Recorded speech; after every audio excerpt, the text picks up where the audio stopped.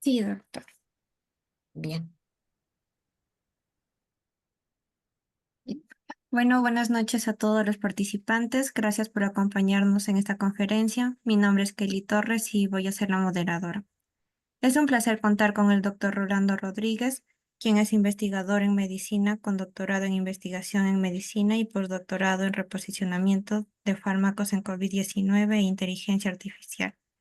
Adscrito a la Escuela Superior de Medicina del Instituto Politécnico Nacional, también es profesor de metodología de investigación y bioestadística de la especialidad en urgencias médico-quirúrgicas en el Instituto Politécnico em, Nacional y núcleo básico de la especialidad en medicina familiar SNI nivel 1.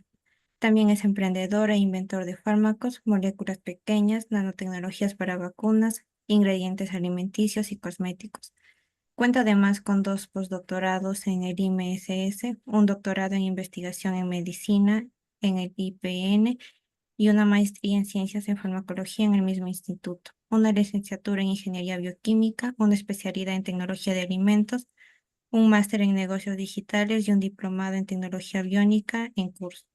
Cuenta con experiencia como director de tesis de posgrado, diseñador de contenidos digitales, emprendimiento y consultor en patentes.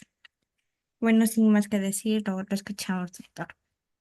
Muy amable, Kelly, muchas gracias y muy buenas noches. Para mí es un gusto estar aquí el día de hoy y platicarles sobre uno de los proyectos que estamos desarrollando en mi laboratorio, que se llama Explorando un Nuevo Horizonte, cómo la realidad virtual y aumentada revolucionan el diseño de fármacos y el aprendizaje en 3D.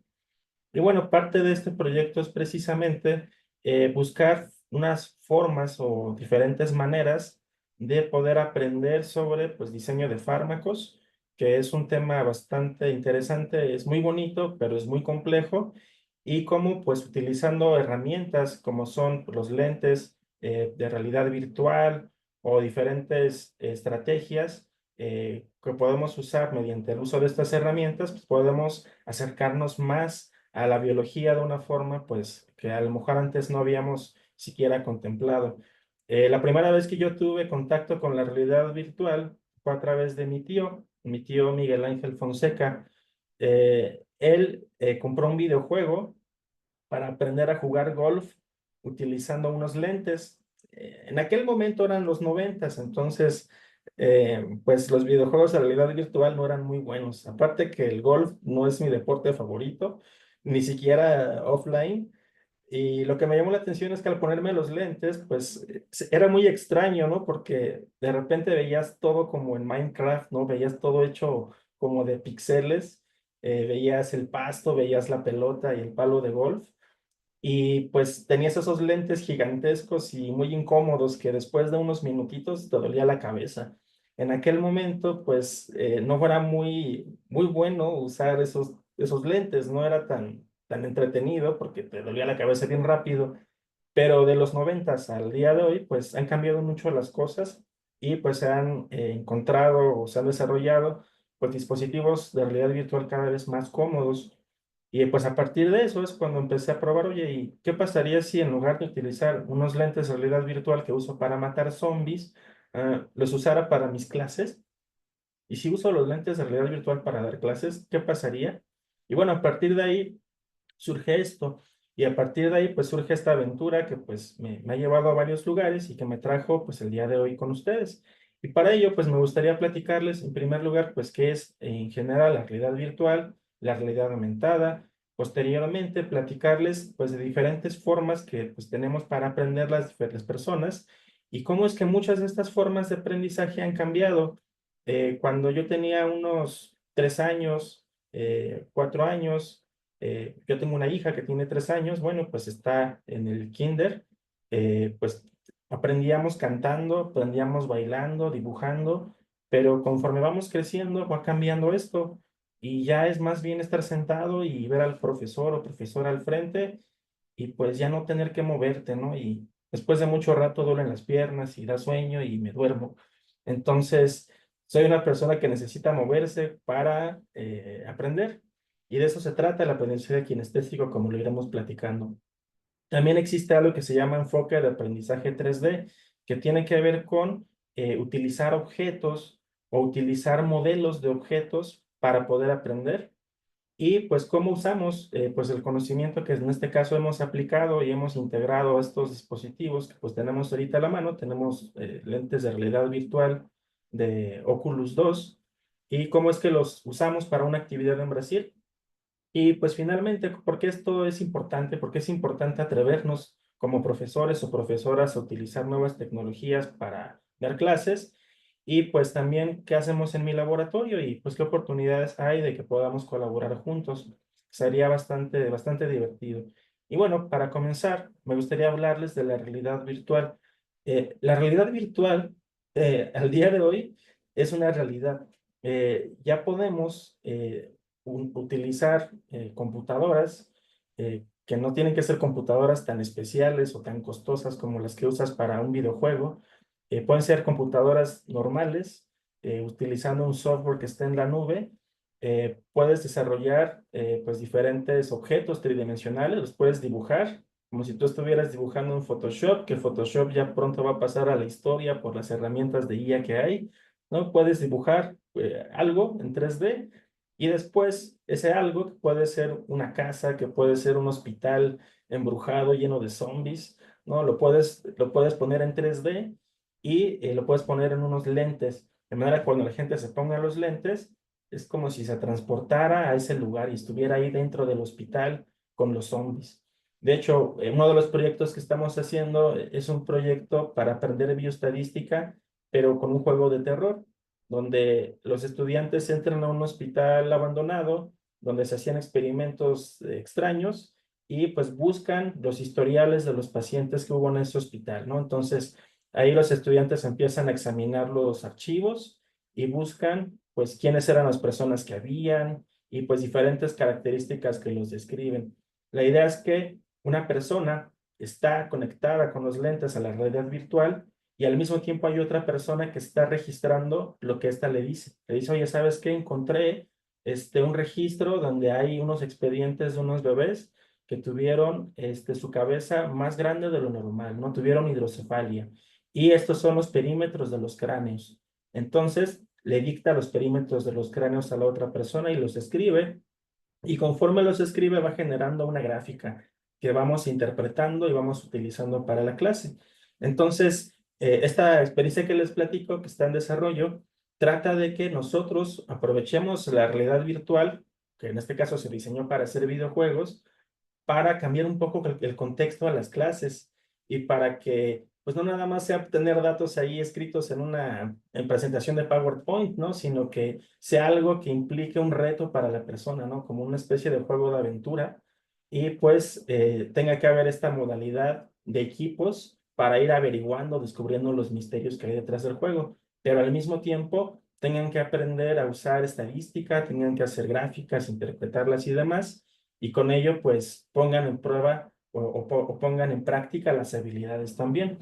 Entonces, básicamente cuando hablamos de realidad virtual, la palabra clave aquí es inmersión, ambiente inmersivo. Es que la persona se sumerja en un nuevo entorno y que de esa forma pues se sienta transportado a un lugar completamente diferente de ya sea el salón de clases o el museo o el lugar en donde se encuentre. Entonces, como profesores, nosotros podemos hacer estas actividades, podemos utilizar diferentes tipos de aplicaciones para crear los espacios virtuales y también para crear los objetos virtuales, como por ejemplo la cabeza de este personaje, y después poner eso en un espacio virtual en donde, pues utilizando estrategias, por ejemplo, para diseñar videojuegos estándar, podamos darle a la persona tareas que tenga que resolver y con ello poder ir avanzando en el desarrollo de pues, la actividad. Entonces, la realidad virtual es prácticamente llevar a la persona a un escenario completamente virtual, con objetos virtuales con los que tiene que interactuar para resolver diferentes retos, ya sea resolver un acertijo o incluso bailar. Uno de los tutoriales que más me gusta de los lentes Oculus Quest 2 que usamos nosotros es un tutorial donde tienes que bailar con un robot. Entonces, en ese tutorial aprendes a usar los lentes y también aprendes a usar los controles al mismo tiempo que tienes que bailar con el robot. Entonces, para las personas que están fuera y que están viendo a la persona con los lentes, pues resulta algo gracioso y eso te ayuda a que ya no sea como antes la clase, ¿no? Donde pues ya no tengas a la gente ahí sentada y dormida, ¿no? Sino que la tengas ahí riéndose un rato de lo que está haciendo el compañero que le tocó usar los lentes. Mientras que el compañero pues está completamente en otra dimensión, ¿no? Viendo algo diferente.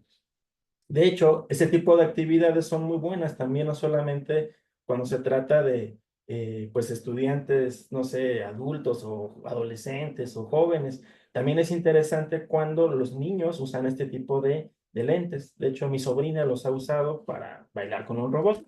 Y bueno, también cuando hablamos acerca de estas experiencias inmersivas o interactivas, está este otro lado que es la realidad aumentada en donde tú estás en un espacio como ahorita, a lo mejor estás, me imagino que estás en una oficina o estás en la escuela, o quién sabe, ¿verdad? Porque así yo, a lo mejor le haces igual que yo y también ves el teléfono celular en el baño, bueno, pues no sé, cada quien. Entonces puede ser que en el espacio donde estés, con tu celular, cuando lo pongas donde está, no sé, una pared, se vea una abeja, ¿no? Una abeja virtual. Entonces, cuando hablamos de realidad aumentada, nos referimos a insertar objetos digitales en nuestro espacio real, como por ejemplo lo vemos con esta persona aquí que está manipulando una abeja virtual. Y bueno, ¿qué es lo que pasa cuando nosotros estamos sumergidos en un ambiente digital que es como, vamos, te pones los lentes y puedes estar en una estación espacial, puedes estar en Marte, puedes estar en el desierto, puedes estar en donde tú quieres, ¿no? Hay algo que pasa con nuestro cerebro y es que hay una pérdida del sentido de la dirección. Por ejemplo, cuando usas realidad virtual en donde tienes que saltar o escalar y donde cuando vas subiendo vas viendo altura, es como si tú estuvieras, por ejemplo, no sé, subiendo un edificio. Si eres como yo y te da miedo las alturas, no importa que sea algo falso, no importa que sea virtual ese edificio que estás subiendo, sientes miedo de verdad, o sea, sientes que sí estás a punto de caerte, ¿no? Entonces es interesante eso porque el cerebro pierde este sentido por un momento de que está en un espacio falso o virtual. Y es parte de lo que lo hace tan interesante, ¿no? Porque realmente, aunque estás en un espacio seguro, sientes que sí estás escalando. O, por ejemplo, hay juegos en donde estás en el espacio, donde estás en una estación, en la Estación Espacial Internacional, y donde no hay gravedad. Entonces, para moverte tienes que moverte como lo haría un astronauta. Y pues literalmente estás volando, ¿no? Estás flotando. Si eres como yo y te dan miedo a las alturas, sientes eso, ¿no? Entonces, hay diferentes niveles en este caso, de experiencia, desde, te digo, esto de volar, que es lo que se me hace más intenso, hasta lo más sencillo que es caminar, ¿no? Entonces, uno puede diseñar estas experiencias también de acuerdo a, pues, qué tan, a lo mejor, sensible sea la persona a estos cambios, pues, de relación en el sentido de de dirección y, pues, de su ubicación espaciotemporal. Entonces, esto es muy importante porque son como varios aristas que tiene el diseño de experiencias en realidad virtual. Y una de ellas, pues, es el grado de exposición que vas a tener. O sea, literalmente sientes como si estuvieras volando de verdad. La primera vez que volé fue en un globo aerostático. Estaba en una ciudad que se llama Cuernavaca. Y allí, pues, llegas y hay un pastito, así como aquí, ¿no? Hay un pastito y hay muchos globos. Entonces llegas en un autobús, te dan rápido un documento para firmar y te suben de inmediato a un globo. No tienes tiempo casi ni de saludar ni nada, porque, vamos, si te dan tiempo, no te subes. Recuerdo que la primera vez que me subí ahí, tenía un alimento, ¿no? Era un panecillo en mi mano. Me subía a la canasta de mimbre del globo y como unos, ¿qué serán? 10 segundos después ya tenía todo hecho añicos el pan en mi mano y ya veía todo pequeñito. Yo soy una persona que en serio me aterra en las alturas así feo, pero no sé, tengo esa locura de que a veces quiero poner a prueba mis miedos, ¿no? Supuestamente yo para superarlos. Pero vamos, la primera vez que sentí eso de cómo es volar fue muy parecido a la primera vez que usé realidad virtual para un juego que es de estar en el espacio. Entonces, las experiencias que sientes, vamos, que sí liberas las hormonas que liberarías en un espacio real. De hecho, por eso es que también es tan interesante para, por ejemplo, terapias relacionadas con estrés postraumático, donde lo que se hace usando realidad virtual es exponer a las personas gradualmente a aquello que les da miedo. Por ejemplo, personas que estuvieron en un enfrentamiento bélico, en una guerra, se puede usar realidad virtual para exponerlos poco a poquito a pues un enfrentamiento bélico, mientras que el psicólogo o psicólogos o terapeutas pues le asesoran sobre cómo ir afrontando sus emociones por fuera, ¿no? Entonces, no es llevar a la persona a una guerra de verdad, sino a una situación que la pone en un entorno seguro, vamos, que no le van a dar balazos de verdad, pero que sí le hace sentir, ¿no? Ese estrés que originalmente siente por, pues, esta neurodiversidad que tiene la persona. Entonces, esto es interesante porque la realidad virtual no solo es para hacer videojuegos o para poner nerviosas a personas que como yo le tienen miedo a las alturas con algún juego extremo, sino que también tiene aplicaciones para ámbitos terapéuticos, como por ejemplo el tratamiento por estrés postraumático y pues diferentes trastornos del espectro autista también. Y bueno, realidad virtual, el ejemplo es muy sencillo. Aquí pueden ver una silla, que la silla es virtual, no es una silla de verdad. Y cuando pones la tablet aquí en este espacio de tu oficina, bueno, pues estás viendo en dónde podrías acomodar esa silla de color amarillo. Entonces, esta aplicación de la realidad aumentada, pues es precisamente el diseño de interiores. Y bueno, ¿qué es el aprendizaje kinestésico y cómo usarlo en educación? Cuando nosotros aprendemos, pensando en cuando nosotros somos pequeñitos y vamos creciendo, tenemos diferentes formas de aprender. Cuando estamos aprendiendo a hablar, somos más receptivos a los sonidos, somos más visuales, etcétera. Y por eso es que conforme vamos creciendo, también van cambiando las formas o las estrategias que utilizan los profesores para enseñarnos de acuerdo al nivel educativo donde crucemos. Por ejemplo, es muy común que cuando estamos aprendiendo a escribir o a hablar, pues se usan mucho las canciones o la música para que vayamos aprendiendo los sonidos, los vayamos reconociendo y empecemos a elaborar palabras y empecemos a comunicarnos. También es muy importante el dibujar. Al principio, antes de escribir, pues no importa que hagas garabatos, que hagas dibujos feos y lo que sea, el hecho de poner a los niños a usar pues diferentes instrumentos para pintar, para dibujar, ayuda a que vayan desarrollando la destreza que se necesita para hacer las letras, los números. De hecho, mi hija está aprendiendo esas habilidades y estoy recordando un poco de cómo fue para mí la experiencia. Yo tengo varios problemas respecto al aprendizaje, entre ellos escribir. No puedo escribir bien, me como letras y esas cosas. Y en su momento, cuando yo estaba aprendiendo a escribir, me decían, oye, es que tú lo que tienes es que no eres disciplinado. Y me ponían a hacer un montón de dibujitos. Resulta que es un problema que no es de por disciplina, sino es por algo raro que yo tengo, que es una neurodivergencia y por eso no puedo escribir bien. Entonces, el estilo de aprendizaje también es en función de la persona, ¿no? Y también en función de sus necesidades. Pero Abriendo uno de como que los los tape mucho. que más me gustan, pues Es es como el que para es hacer nada más. relacionado con el ¿Será que voy movimiento, Sí, con justamente. moverse, con bailar. Y en ese sentido, el moverse nos ayuda a procesar y a retener la información de una forma diferente. De hecho, kinestésico es una palabra que viene de una palabra griega que significa movimiento o moverse. Y ese aprendizaje se usa mucho cuando nosotros usamos rompecabezas, cuando nosotros armamos objetos, etcétera. Entonces, se puede ver también que hay ciertas personas que tienen mayor necesidad de aprender usando objetos que otras. Por ejemplo, es muy común que en la escuela, tanto en posgrado como pues en niveles, por ejemplo, como kinder, etcétera, que a veces hay niños que no aprenden adecuadamente estando sentados, y más ahorita, ¿no? Que es a veces usar videoconferencias y demás, se aburren, se desesperan. Entonces, para estos niños a veces es más fácil usar objetos o usar movimientos para aprender. Yo era uno de esos. Y no es que fuera tonto o burro, como me decían a mí los profesores, sino mi forma de aprender es diferente. Entonces, de hecho, todavía a veces lo ocupo.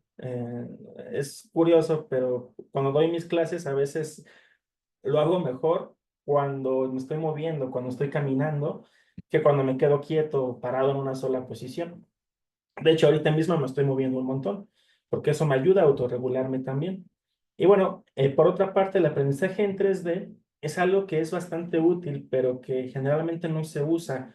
Por ejemplo, cuando tú aprendes química o aprendes medicina o farmacología, ves muchos dibujos de moléculas, pero los ves planos, los ves ahí en unas hojas de papel y no sabes pues, para qué sirve eso, ¿no? Pero cuando tú entras, por ejemplo, en un videojuego, o en una aplicación o con unos lentes de realidad virtual y ves las moléculas en 3D, pues puedes hacer que algo tan diminuto como es un virus compuesto de un montón de proteínas diferentes, pues lo puedas ver tan grande como, por ejemplo, si tú fueras esta personita, pues un virus súper gigantesco y de esa manera puedes explorar ese objeto como si tú estuvieras a lo mejor en un viaje, así como cuando viajas y a lo mejor ves un edificio, bueno, pues en lugar de un edificio poder explorar un virus a una escala respecto a ti mucho más grande y eso hacer más interesante esto, ¿no? Y buscar entender, pues, cómo es que todo esto se conecta.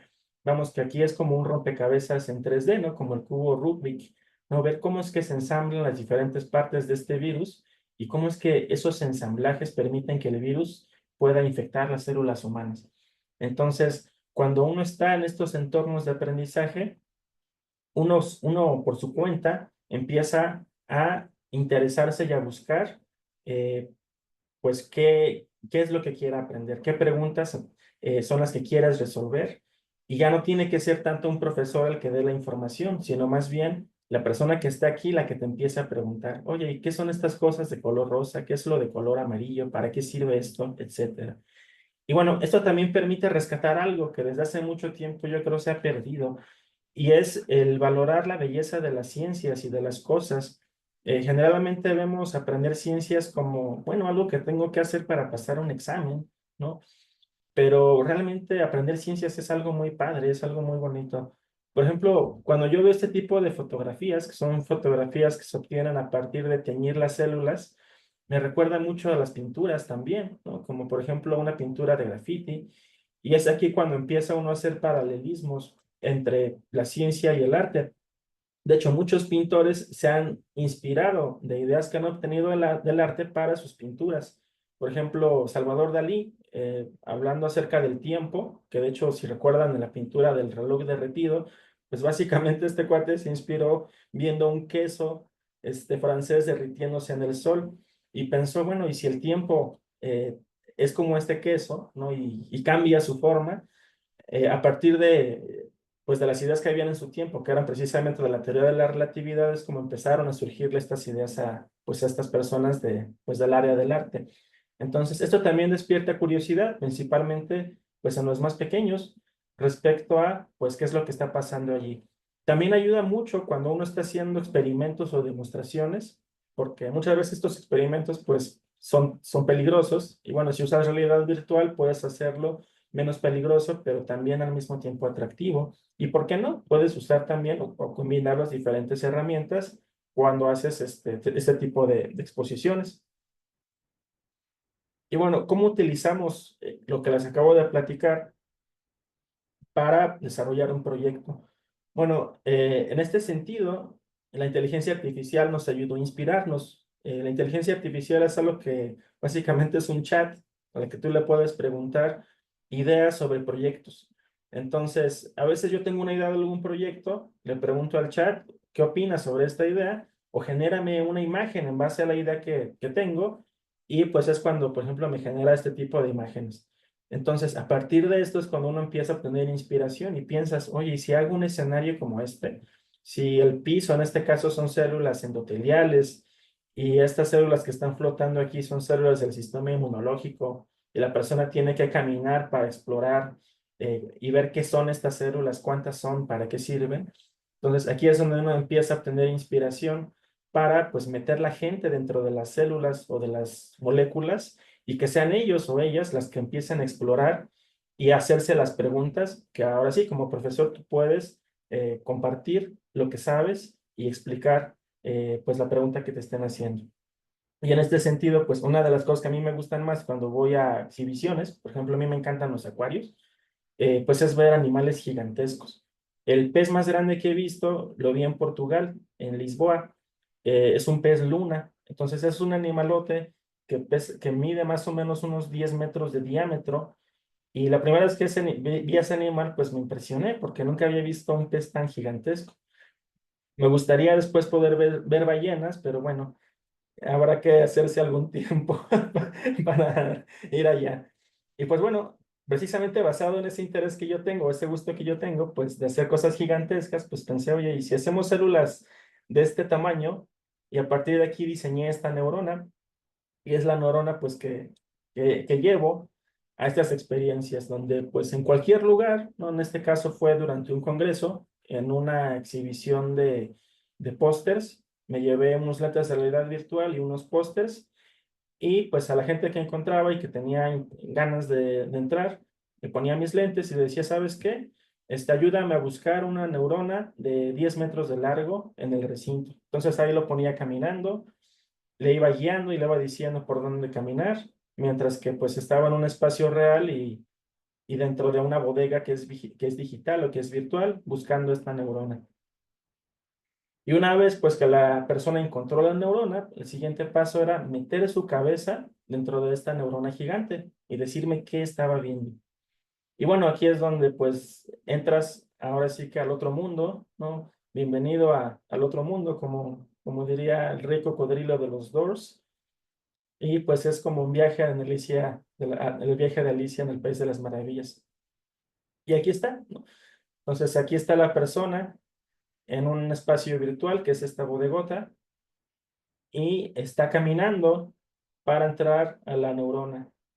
Y cuando mete su cabeza, pues ve los organelos de la neurona. Y ya la voy diciendo, mira, de color naranja, ves mitocondrias, de color azul, ves el núcleo, color rosa, aparato de Golgi, de color verde, los cuerpos de Níssil, pero hay algo que todavía no ves. Busca arriba. Entonces ahí la gente pone a mover la cabeza y encuentra esas cosas que parecen fries, patatas fritas, ¿no?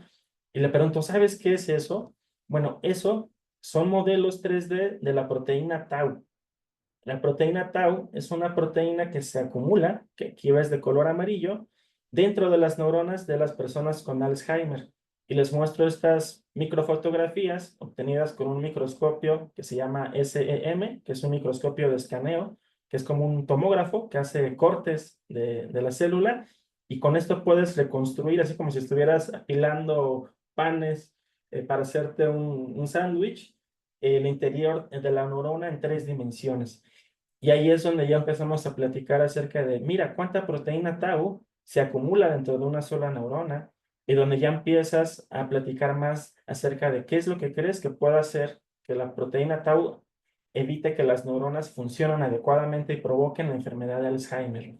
Entonces, aquí en gris también puedes ver otra reconstrucción de la proteína tau y la puedes ver aquí en color negro, así como muchas marquitas, ¿no? Entonces es algo que a mí me gustó mucho porque cuando yo estaba en la licenciatura, uno de mis intereses principales era pues el Alzheimer, y siempre me pregunté cómo es que dentro de las neuronas, donde ocurren tantas cosas, donde se están moviendo tantas proteínas como vehículos en la Ciudad de México, ¿por qué no hay caos? ¿Por qué no hay tráfico y embotellamiento y todo deja de funcionar, ¿no?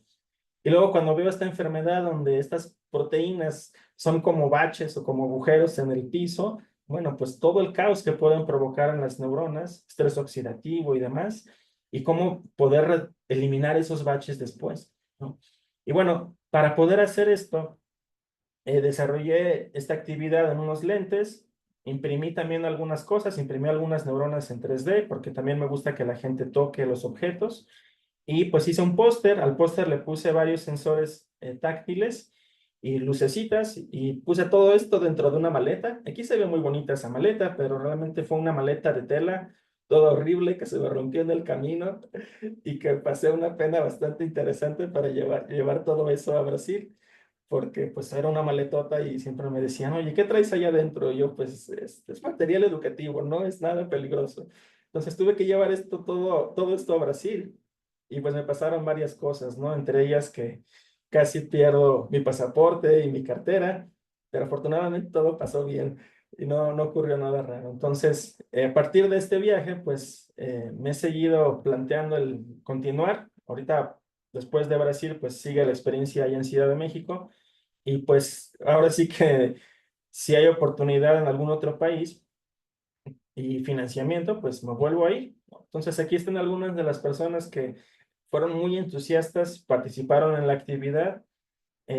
Varios doctores, a lo mejor no sé si ustedes los conocen, si andan por acá, pero ellos son microscopistas de varios centros de investigación o universidades. Este doc, que es un amor, es súper amable y bastante inteligente. Él es de Argentina. Este compañero que es de Chile, él estuvo en Alemania, pero bueno, lo encontré ahí en Brasil. Este doctor que también es de Argentina, una compañera de Brasil, más compañeras de Brasil. Entonces, pues, vamos, que todos los que tenían interés y se me acercaban, pues les ponía los lentes y pues los ponía a explorar dentro de una sola neurona, ¿no? Y pues básicamente esto es lo que hicimos, ¿no? Primero les ponía los lentes, yo funcionaba como su guía, ellos caminaban, buscaban la neurona, metían su cabeza y les iba diciendo, mira, esto es lo que ves de tal color, como les platicaba. Y ya después, sin lentes, pues tocaban esta neurona impresa en 3D, les explicaba cuál era la parte que habían visto, qué es el soma de la neurona, etcétera, y les hacía una serie de preguntas. Entonces teníamos que tocar el póster para averiguar cuál era la respuesta correcta. Y si encontrabas el póster que al tocarlo tuviera la luz blanca, bueno, pues esa era la respuesta correcta, ¿no? También había un ejercicio de memoria donde les preguntaba, oye, de color amarillo, ¿qué fue lo que viste? Ah, fue proteína tau, ¿no? O de color azul, ¿qué fue lo que viste? Ah, fue el núcleo. Y así, pues la persona iba acordándose de lo que había visto dentro de esa neurona gigantesca. Y pues muchas gracias a estos compañeros y compañeras congresistas e investigadores de Argentina, Chile y de México, pues que estuvieron ahí arriesgándose un poco y pues entrando a esta aventura. Y bueno, también respecto a la parte de realidad mixta, realidad aumentada en este sentido, yo participé en una convocatoria que se hizo a nivel nacional aquí en mi país, en México, que fue dirigida a profesores para aprender a utilizar realidad aumentada y con ello poder hacer este tipo de objetos. Por ejemplo, aquí estoy utilizando un modelo tridimensional formado por proteínas del VIH unidas a anticuerpos y utilizando mis ojos, yo puedo parpadear los ojos, puedo hacer que cambien de color los anticuerpos. También abriendo la boca puedo hacer que cambien de color las proteínas del virus, que en este caso son los GP120 verdes, y moviendo la cabeza yo puedo mover toda esta proteína. Entonces, esto se hace mediante un programa que se llama Spark, que te sirve para diseñar filtros en Instagram. Entonces, utilizando este programa y otras cosas que tuve que aprender en el proceso, pues empecé a hacer moléculas pues para realidad aumentada. Por ejemplo, esta mesa que ves aquí de madera, esta sí es de verdad, y lo que estoy poniendo aquí es burbujeando una proteína que se está moviendo en un espacio tridimensional.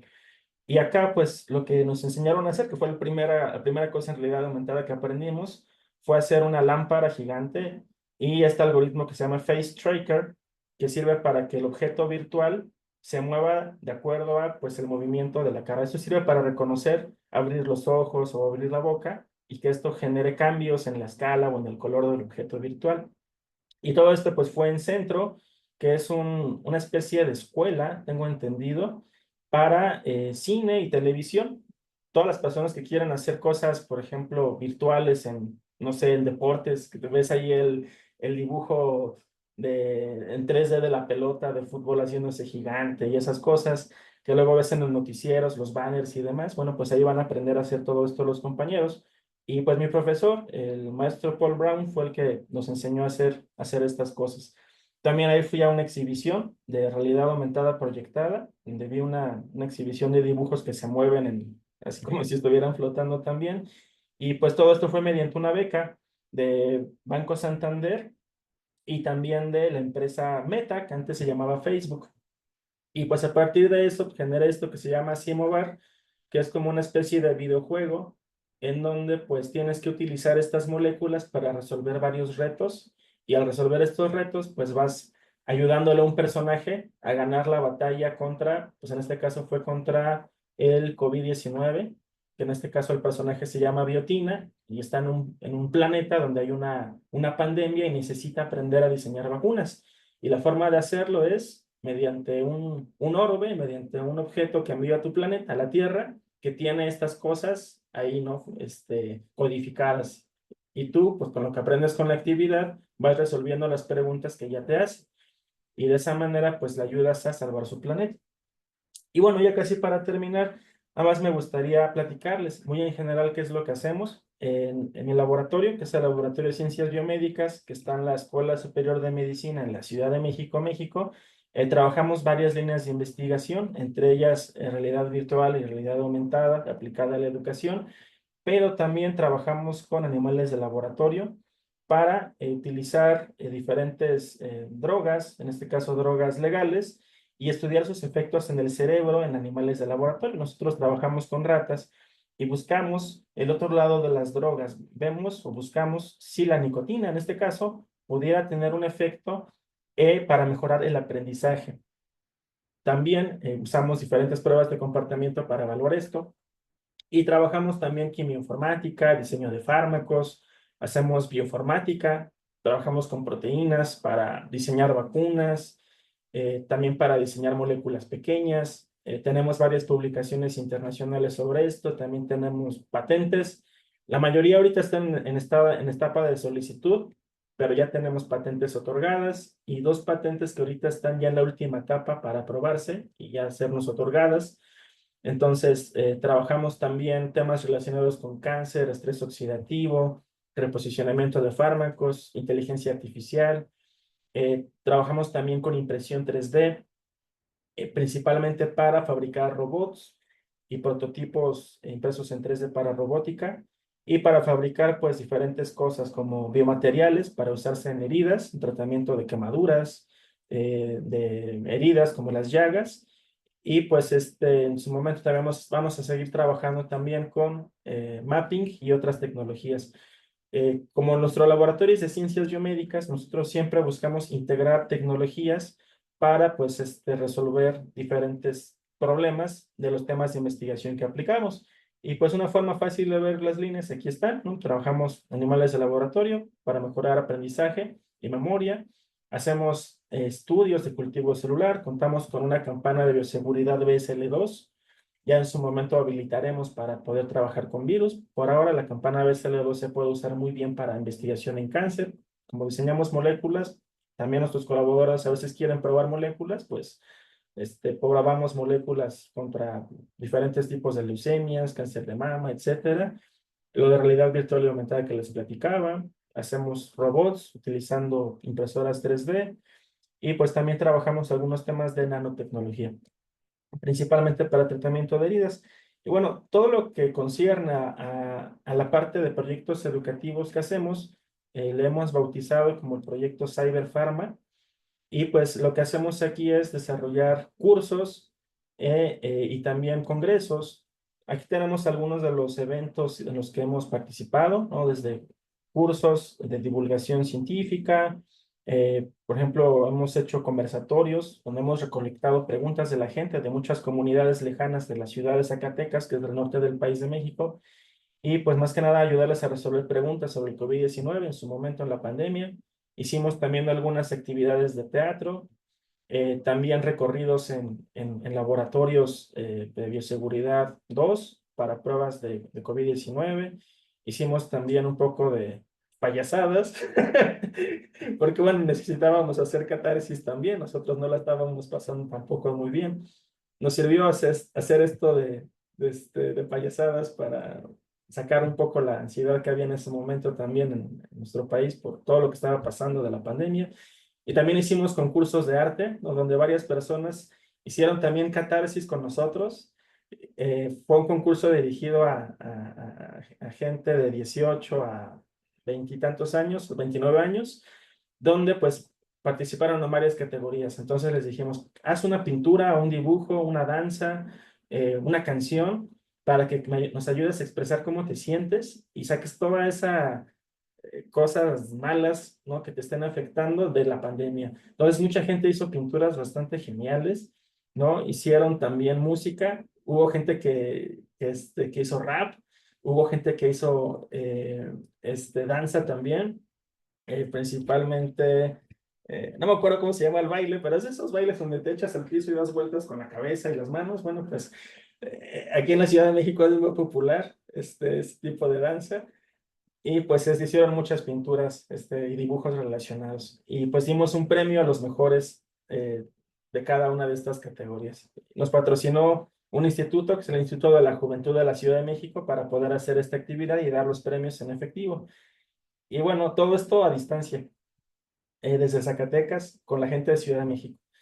Y bueno, también hicimos un congreso el año pasado. Este fue nuestro primer congreso de divulgación, emprendimiento e innovación en el diseño y desarrollo de fármacos sin sílico.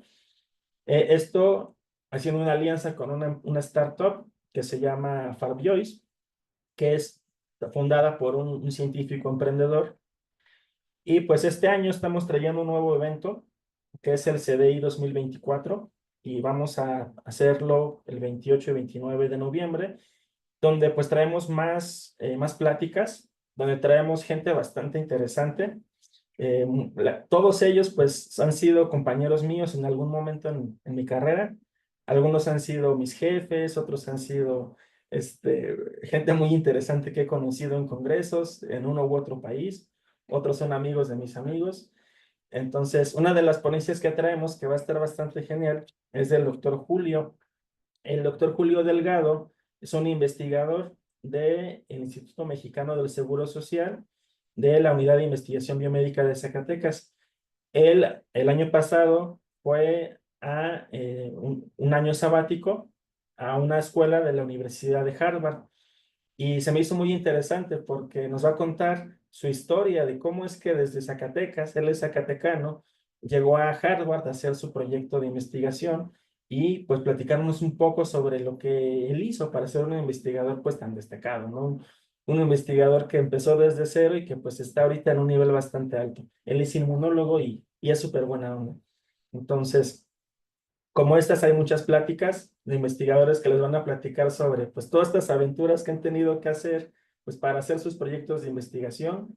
Yo sé que estamos en Latinoamérica y es bien difícil conseguir recursos. Bueno, pues si algún día quieres ser investigador, así como Marie Curie en algún momento pues lo escribió, el progreso es difícil, ¿no? El progreso no es fácil, pero no porque sea difícil o porque no sea, o porque sea complejo, hay que abandonar nuestras ideas y quedarnos y hacer siempre lo mismo, ¿no?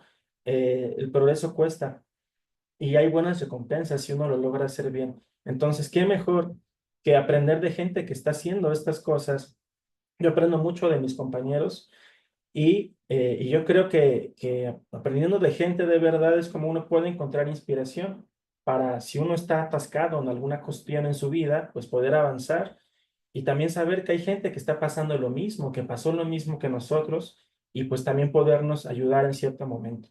Y bueno, pues sería todo por mi parte y pues si tienen preguntas, pues aquí estoy para ustedes. Muchas gracias por su atención. Les voy a compartir también mis datos, no solamente aquí, también por medio de WhatsApp, a través de la doctora Michelle. Y pues un placer y qué padre, gracias por haberme invitado. Un gusto estar aquí con ustedes. Muchas gracias, Rolando. Excelente tu ponencia. Qué bonitos trabajos los que estás realizando. No sé si alguien tiene alguna pregunta. ¿Qué listas por ahí? Sí, doctor. Bien. ¿Ahí hay algunas preguntas por el chat? Sí, Jamie Paredes pregunta, ¿los archivos PDB de proteínas pueden ser cargados en la plataforma de RV o requieren procesamiento previo de los datos? Ah, esa es una muy buena pregunta. Eh, Esto aplica no solamente para los PDBs de proteínas, sino para cualquier objeto virtual que tú quieras cargar en realidad virtual. Tienes que cuidar muy bien el número de polígonos. ¿Por qué? Porque a veces el dispositivo no soporta archivos con números de polígonos tan altos. El número de polígonos es muy parecido como a la resolución de las imágenes, ¿no? Entre más resolución tengan, pues es más difícil procesar la imagen.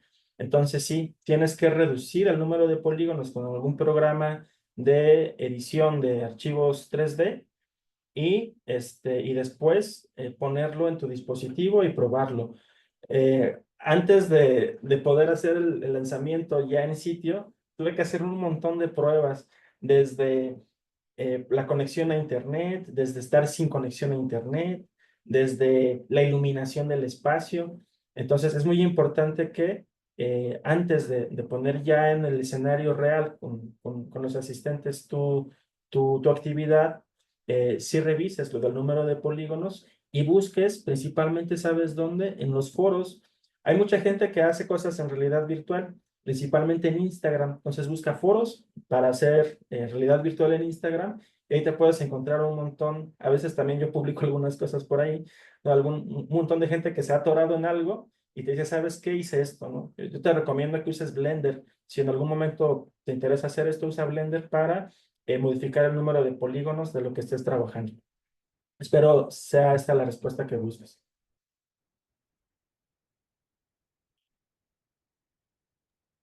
Gracias por su respuesta. También hay otras preguntas. Una es, ¿quién desarrolla los espacios de realidad aumentada para sus proyectos? Pues uno mismo. Fíjate que hay muchas aplicaciones que son para dispositivos de realidad virtual donde tú puedes dibujar. De hecho, esas mismas aplicaciones te pueden servir para ahí montar tus objetos 3D. Solo que lo que hay que tener cuidado es que soporten esas aplicaciones, pues el número de objetos que tú vayas a poner allá adentro. También puedes hacerlo desde cero. Por ejemplo, hay programas que te permiten hacer a ti desde cero una aplicación en realidad virtual, así como cuando uno hace un videojuego. Sin embargo, el problema es que uno tiene que aprender a codificar. Necesitas aprender código y eso puede llevarte algo de tiempo. ¿Qué te recomiendo en este sentido? Mm, Te recomiendo, y más porque ahorita ya se usa, y yo lo uso también. Antes yo tomaba cursos para programar en diferentes lenguajes de programación, pero cuando salió pues diferentes cosas de inteligencia artificial, yo usaba inteligencia artificial para corregir mi código y de hecho eso me ayudaba a codificar más rápido. A veces codificaba en bloques, también puedes hacer eso y eso ahorrarte mucho tiempo. ¿Qué te quiero decir con eso? Que no tienes que aprender desde cero o from scratch pues código de programación, sino que ya puedes auxiliarte de herramientas de IA gratis, ChatGPT, entre otras, para hacer tu código y eso facilitarte el trabajo cuando estés programando, por ejemplo, aplicaciones para realidad virtual. Entonces, ahí hay dos opciones: usar lo que ya existe, que son aplicaciones para dibujar, o utilizar desde cero, hacer desde cero tu propia aplicación para lentes de VR. Y por supuesto, verificar la compatibilidad entre pues, el dispositivo que tú elijas. Ahorita yo uso el Oculus Quest 2, pero ya hay un Oculus Quest 3. El problema con las versiones nuevas es que no siempre son compatibles con lo que ya está disponible en la red. Entonces, elige bien tu dispositivo y a partir de ahí, pues, ahora sí como Morfeo le dice a Neo, ¿no? Elige qué quieres hacer, si desde cero o a partir de algo que ya exista tu experiencia en realidad virtual. Gracias por su respuesta. La otra pregunta es, ¿existe alguna plataforma para el diseño de espacios de realidad aumentada? Sí, para realidad aumentada puedes utilizar Spark. Spark es un programa, es un software que es muy pesado. Necesitas tener un buen espacio en tu computadora, tu disco duro, pero se descarga en línea. Entonces buscas Spark VR en la página de Meta y lo puedes instalar en tu computadora. Spark te sirve para crear filtros de Instagram. Ahí mismo, esos filtros de Instagram o esos objetos que tú crees, pues el mismo Instagram los puedes subir. Claro que hay un montón más de cosas que tendría que platicar, yo tomé un curso de todo eso, pero te recomiendo que entres a foros, ¿no? Foros de gente que hace filtros en Spark para Instagram y ahí te van a resolver un montón de tus dudas. Pero sí, por supuesto, puedes utilizar Spark VR, solo toma en cuenta todas las indicaciones, porque eso sí, viene muy amigable la explicación en la página, qué requisitos debe tener tu computadora y todo esto para poder hacer esto. Y pues más que nada, mucha paciencia, porque pese a que es amigable el programa, sí hay que hacer un montón de pruebas, ¿no? Probar que funcione en tu celular, en el celular de otras personas, principalmente en Android, o si usan otro sistema operativo, también probarlo. Y ahorita, por ejemplo, ya hay otros sistemas operativos. Huawei, que es una compañía que también tiene teléfonos, ya tiene un sistema operativo que ya no es Android, que es el que desarrolló Google. Entonces, hay un montón de temas ahí de compatibilidad entre dispositivos. Entonces, te recomiendo que verifiques también o diseñes qué tipo de experiencia quieres darle a la gente, si a lo mejor con tu celular, para evitarte líos de compatibilidad entre celulares.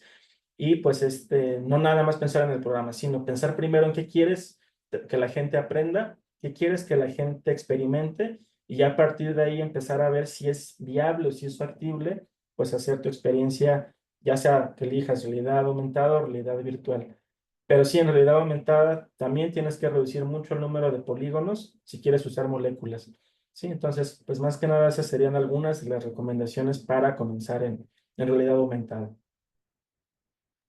Gracias, doctor. La siguiente pregunta es, ¿dónde podría consultar sobre el tipo de neurodivergencia que comento? Bueno, ojalá y que en poco tiempo salga el artículo. Hay una revista que es una revista del Instituto Politécnico Nacional que se llama Conversus. Yo soy parte de una red que es la red de difusión y divulgación científica del instituto. Y bueno, parte de lo que hago es promover esta revista, porque bueno, es una revista donde muchos investigadores hacen equipo con diseñadores gráficos y pues no, en esta edición de noviembre vamos a sacar un artículo sobre qué es la neurodivergencia y por qué otras y qué es la neurodiversidad. Entonces, puedes buscar de inicio en Internet. De hecho, aquí en México ahorita este tema de la neurodivergencia y la neurodiversidad es un tema que suena feo, pero es un tema de moda, es muy común, porque, pues más que nada, no es que estemos locos, ¿no? Las personas que tenemos autismo no estamos locos. De lo que se trata la neurodivergencia es que procesamos la información de una forma diferente, ¿no? Y aprendemos de formas diferentes. Por ejemplo, las personas que porque el autismo no es una enfermedad, es un espectro de formas diferentes de trabajar el cerebro, la información, tienen diferentes características, ¿no? Por ejemplo, lo que les decía, hay personas que trabajamos mejor moviéndonos, ¿sí? Necesitamos movernos porque de otra forma es como sentirse muy atrapado, como con mucha ansiedad, pero hay otras personas que, por ejemplo, no podemos escribir bien. O sea, aunque tengo que esforzarme para no comerme las letras de mi propio nombre, ¿no? Entonces, hay personas que tienen problemas así, pero al hablar, ¿no? Entonces, busca, principalmente, ¿sabes dónde? No solo, generalmente recomiendo artículos científicos porque pues, soy académico, pero te recomiendo que busques neurodivergencia en Instagram o en Facebook, porque hay mucha gente que está haciendo divulgación científica y está haciendo un esfuerzo enorme para que, sin importar si somos académicos y lo que sea, ¿no? Todas las personas podamos entender qué son las enfermedades y cómo funcionan. Si te interesa el tema, les envío un video sobre qué es el trastorno del espectro autista explicado con caricaturas, que está genial. Y y a mí me ayudó a entender un poco más pues sobre esta cosa que tengo también, ¿no? Entonces, yo con mucho gusto les comparto esa información también, pues por medio de un link mejor. ¿Sale? Además tendría que buscarlo, pero se los envío y sin falta. Y bueno, espero que eso haya respondido a tu pregunta. Gracias por su respuesta, doctor. Julio pregunta cuáles son los requisitos para participar en el CDI 2024 y si es posible registrarse para exponer alguna investigación. Este evento no tiene requisitos, más que nada, bueno, es un evento en el que sí hay que pagar, por ejemplo, para que tengas tu certificado de inscripción, pero no hay un requisito como tal. De hecho, pensando en que también muchos de ustedes son estudiantes, las tarifas para estudiantes son muy bajas. Incluso si, por ejemplo, ustedes no son de licenciatura, ustedes pueden entrar gratis al evento, ¿sí? No, tampoco buscamos en lo posible, ¿verdad? Porque pues también se requiere pagar el Zoom y muchas cosas, pero en lo posible de que el evento sea lo más accesible a todos. Entonces, no hay ningún requisito. En este caso, para este congreso, solamente es ver las conferencias. Yo creo que en su momento, ¿verdad? Cuando ya sea un poquito más, que apenas es mi segundo congreso internacional, ya poder crear estos espacios para que también los estudiantes o los asistentes en general puedan también exponer, pero por el momento es para escuchar pláticas, ¿vale? Si, por ejemplo, tú estás en Ciudad de México, ahorita tengo esta promoción también.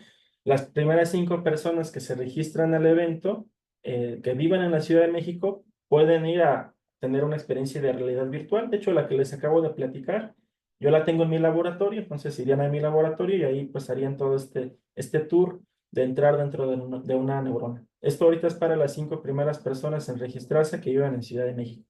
Espero poder después hacer actividades en remoto. Sería genial poder hacer actividades entre Perú, entre México o donde sea que te encuentres, pero todavía es algo que pues estamos trabajando. Entonces, no hay ningún requisito. Yo les envío a través de la doctora Michelle los links de registro, los links para que vean qué conferencias hay, el temario y todo eso. Y pues yo encantado. Para mí sería muy padre que ustedes conozcan a mis colegas y pues vean sus investigaciones, pero sobre todo, pues vean qué personas son, ¿no? Cómo es que han llegado a ser lo que son y qué es lo que están buscando, ¿no? Hay investigadores que hacen investigación clínica con pacientes, hay un montón de cosas muy padres que ustedes pueden conocer y pues explorar, ¿no? Para eso son estas pláticas, para que ustedes pues resuelvan sus dudas, no solamente académicas, sino también para elegir carrera y demás. Y por supuesto, en mi caso, en mi laboratorio, yo también estoy abierto a, si quieren hacer estancias y demás, pues puedan hacerlas. Ya hemos recibido también gente que viene a hacer estancia durante vacaciones de verano, o por ejemplo, si les interesa estudiar maestría o doctorado, yo tengo estudiantes de maestría y doctorado, entonces en su momento podemos platicarlo y pues con mucho gusto. También para eso es esta plática, para que ustedes vean más alternativas para pues, su formación profesional, ¿vale? Muchas gracias, espero haber respondido a tu pregunta. Gracias, doctor. Jamie Paredes menciona, con el uso de la inteligencia artificial junto con la realidad virtual y aumentada para predecir el comportamiento de nuevos fármacos, ¿qué tipos específicos de interacciones y efectos se han podido observar con mayor precisión hasta ahora? Muy buena pregunta. Para esa pregunta, la respuesta va a ser por partes.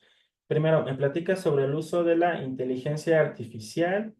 Bueno, la inteligencia artificial se puede aplicar de muchas formas. Si, por ejemplo, en este caso tú platicas de predecir el comportamiento de nuevos fármacos, puedes utilizar bases de datos de proteínas que ya se han reportado, se han estudiado mucho.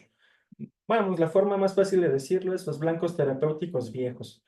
Entonces, de los blancos terapéuticos viejos ya hay muchas moléculas reportadas que sabemos su afinidad, que sabemos su perfil de seguridad en las personas, sí que sabemos mucha información acerca de si interactúan con alta afinidad, con baja afinidad con los blancos, y pues si estas moléculas pues han llegado o han superado por los diferentes desafíos que necesitan pasar para llegar a seres humanos.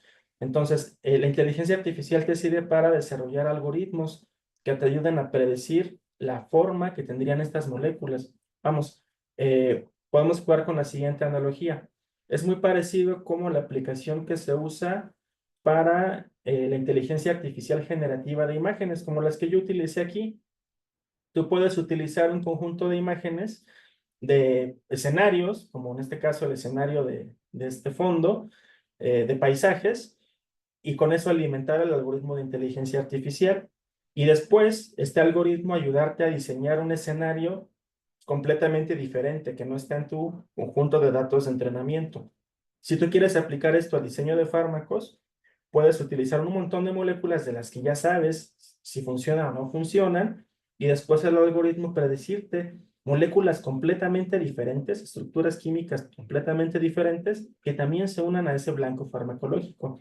Entonces, esa es la primera parte, ¿no? ¿Cómo es que la inteligencia artificial se aplica para el diseño de fármacos? Pues es de esta forma, prediciendo nuevas estructuras químicas. Y bueno, respecto a la integración, de hecho es algo muy interesante lo que me dices. ¿Cómo integramos realidad virtual, realidad aumentada? Bueno, la realidad virtual y la realidad aumentada te sirven más que nada para visualizar las moléculas.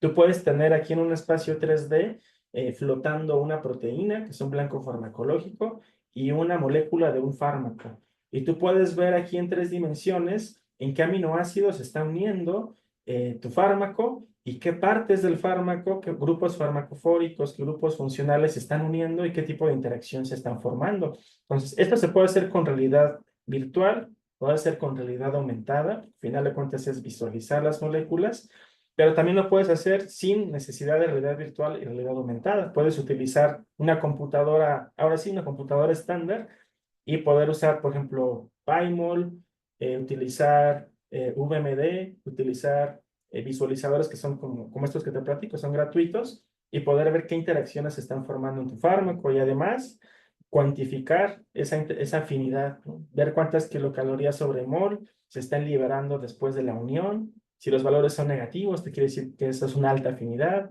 Y en base a todos estos parámetros, tú poder hacer como una especie de filtro y seleccionar cuáles son los mejores candidatos de fármacos o moléculas que después tú con tu colaborador químico mandas sintetizar o compras y ya pruebas ahora sí en tus equipos, ¿no? En tus enzimas, en tus modelos de laboratorio, en células, en animales, etcétera.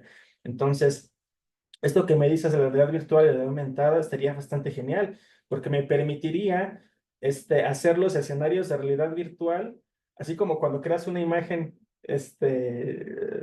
con el ejemplo que te decía, ¿no? En lugar de pedir una imagen, le pediría a la IA, créame un hospital lleno de zombies en 3D. Pues imagínate, eso ahorraría muchísimo tiempo. Entonces, lo que yo veo aquí más bien es una aplicación potencial, ¿no? Entonces, pues gracias por esas preguntas. Se me hace bastante interesante cuando quieren combinar cosas. Y bueno, espero te haya respondido a la pregunta, ¿no? Muchas gracias. Gracias por su respuesta, doctor. Julio también pregunta si es que existe la disponibilidad de becas para estudiantes extranjeros para maestrías y doctorados. Sí, bueno, aquí en México existe, bueno, ahorita ya va a cambiar de nombre, va a ser una secretaría, ya no va a ser un consejo, pero todavía se llama Consejo Nacional de Humanidades, Ciencias y Tecnologías. Entonces, sí hay oportunidades. De hecho, muchos de los estudiantes que vienen a hacer maestría con nosotros o posgrado en general, tienen beca del CONACYT, la que ya va a ser después, te digo, Secretaría Nacional en lugar de Consejo Nacional. Y sí, por supuesto, es una beca que, bueno, afortunadamente te alcanza para durante tus estudios. Las maestrías aquí son de 2 años y los doctorados son de 4 años. Te alcanza para pagar la renta, el alojamiento, los alimentos y lo que sea. Entonces, hay oportunidad, solo que hay que revisar con tiempo. Les recomiendo que desde un año antes vayan explorando el tema respecto a pues este programa. Yo con mucho gusto les comparto también la página de internet del CONACYT para que puedan ver ya detalles específicos sobre todo lo que hay que preparar para venir a México a estudiar un posgrado. Pero encantado. Afortunadamente hay muchas oportunidades también para ustedes, compañeros, que están fuera de México, que quieren estudiar aquí.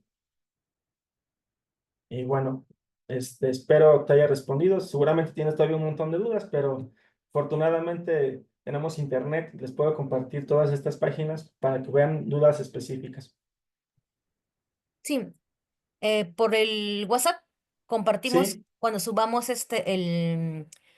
el video, compartimos el link del video y compartimos también tu correo para que te puedan escribir.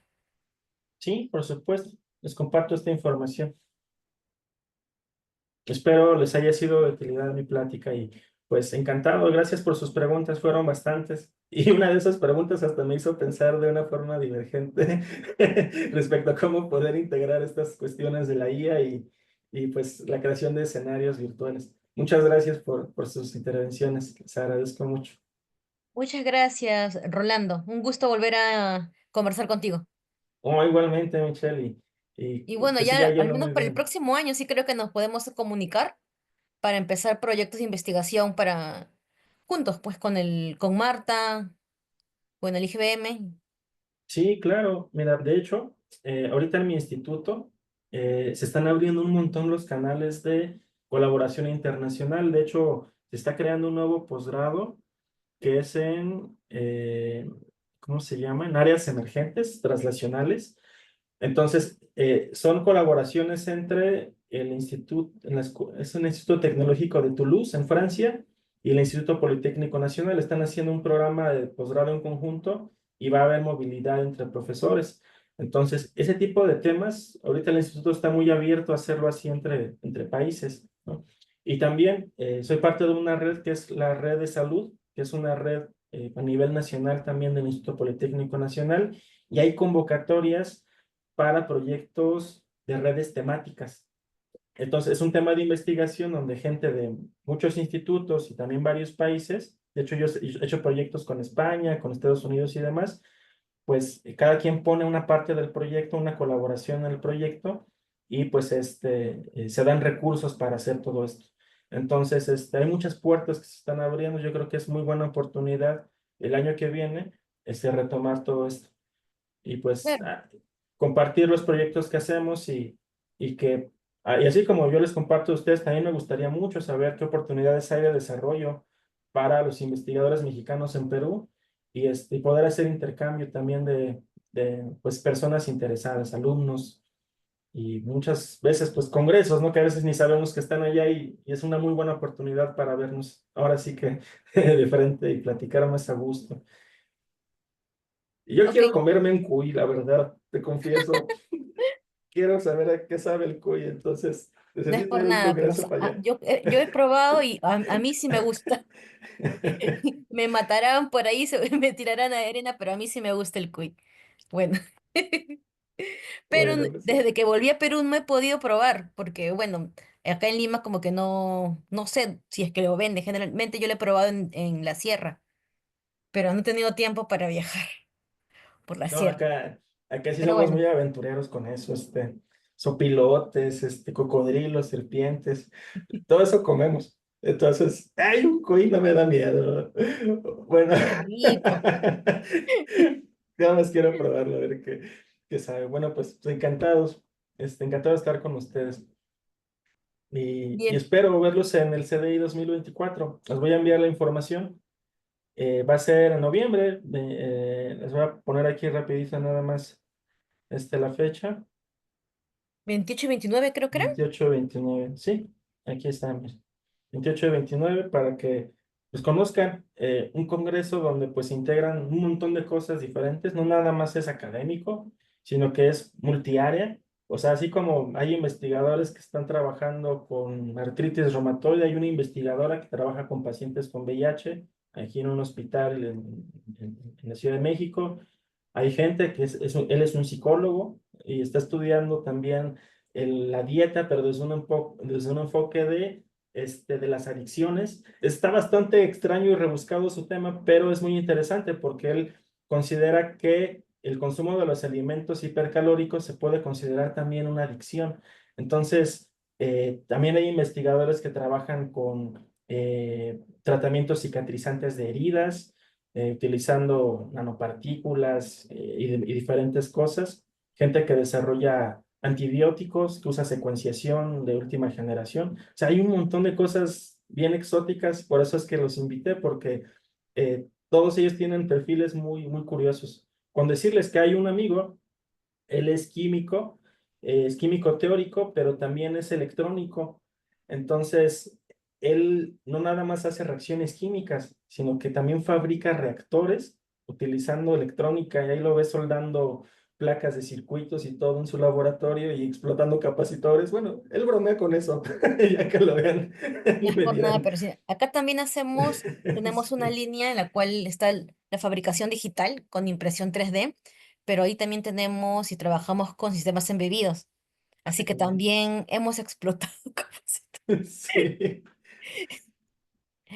Se aprende haciendo, así que, Y bueno, bueno. a lo mejor un capacitor pequeñito así no da tanto miedo, pues, sí es como Ah, un claro, cohete. no, pues, Pero los que él usa son como una claro, lata sí, de Coca-Cola. De wow. hecho, son como sus tesoros. Y dijo, mira, estos son los que yo uso. Y yo, no quiero ver cómo explota uno de esos. Entonces, un químico que es electrónico también. Él estuvo 6 años en República Checa haciendo química teórica también. Me platicó cómo es vivir en un país donde todavía el servicio de salud es pues como en la posguerra. Entonces, son varias cosas interesantes que pueden preguntarles. Y yo les digo, atrévanse, pregúntenles no nada más pues del proyecto, ¿no? Sino, vamos, todavía no somos avatares de IA, ¿no? Entonces podemos decir cosas diferentes todavía, ¿no? Entonces, atrévanse a preguntarles cómo es que llegaste hasta allí, qué estudiaste y demás, para que ustedes también vean formas de resolver también sus dudas, de elegir sus carreras, sus posgrados, porque esto es muy complejo, ¿no? Entonces, por eso yo prefiero que se conozcan a las personas y háganles preguntas. Así como ustedes me dijeron, ¿y qué neurodivergencia tienes? Ah, pues está bien, te voy a pasar un video que explica qué es el trastorno del espectro autista. Entonces, todas estas cosas son interesantes, ¿no? Entonces, no pierdan la oportunidad. Cada persona tiene sus excentricidades y de eso también se puede aprender mucho, ¿no? Sí, muchas gracias, Rolando, muchas gracias a todos los que asistieron y muchas gracias también, Kelly, por moderar. Y bueno, entonces estaremos en contacto. Por supuesto, les envío la información. Genial, muchas gracias. Muchas gracias. Saludos, muy buenas noches. Saludos a Marta. Le mando sus saludos. Gracias, Michelle. Gracias, compañeras y compañeros, por estar aquí y espero algún día irme a comer un cuy allá a su tierra. O a lo mejor varios, ¿eh? Si están buenos, me voy a echar más de un cuy, seguro. Porque son chiquitos, Gracias. sí, sí, sí. Nos Bueno, muchas vemos. gracias, chicos. Damos por concluida esta ponencia. Hasta luego. Buen Hasta fin de luego. semana a todos. Buen fin de